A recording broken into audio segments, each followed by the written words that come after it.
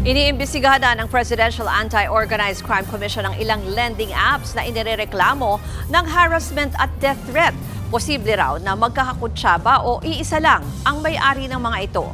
At live mula sa Mandaluyong, nasa frontline ng balitang yan, si Camille Samonte. Camille, ano ba ang sabi ng PAOK tungkol dito sa mga lending apps na ito?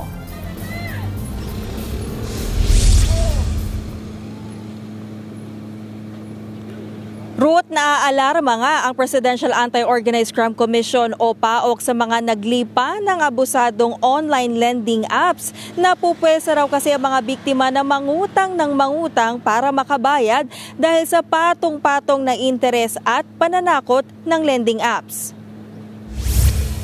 Bumuo ng one-stop shop ang PAOK katuwang ang Philippine National Police at ang Securities and Exchange Commission para tulungan ang mga biktima na maghain ng reklamo laban sa online lending apps. Sa tala ng PAOK, higit 6,000 biktima ang nagreklamo at humingi sa kanila ng tulong. Ang ilan nga raw sa mga ito nakaranas ng ilang problema sa kanilang mental health dahil sa nararanasang panghaharas mula sa online lending apps. Marami raw ang naiengganyo na mangutang dahil sa inaalok na payment terms. Ang kaso, hindi naman daw ito talaga nasusunod dahil sa patong-patong na interes. At ang masaklap pa, ipinapasa ang mga biktima sa iba pang lending apps para mangutang ng mangutang hanggang sa tuluyang mabaon at hindi makabayad.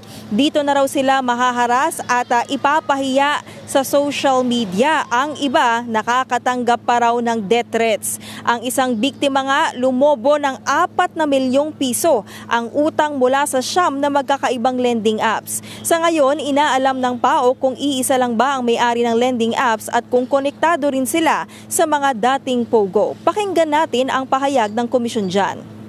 Sabihin nila na madaling mangutang kasi nga, pag ikaw nagigipit ka, ang importante sa iyo masolusyonan na kaagad yung problema mo. Talaga maghahanap ka ng madaling maglalabas ng pera sa iyo. So dito pumapasok itong mga to. After 1 week na hindi ka makabayad, ayan na, magsisimula na yung harassment.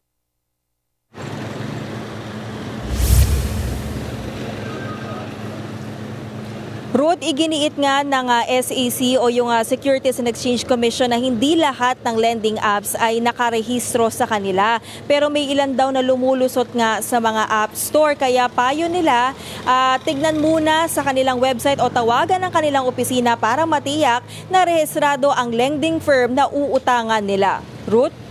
Yan po ang Express Report ni Camille Samonte. Mga kapatid, ako po si Ruth Cabal. Maging maalam at may pakialam sa mga may init at rumaratsyadang balita sa Frontline Express.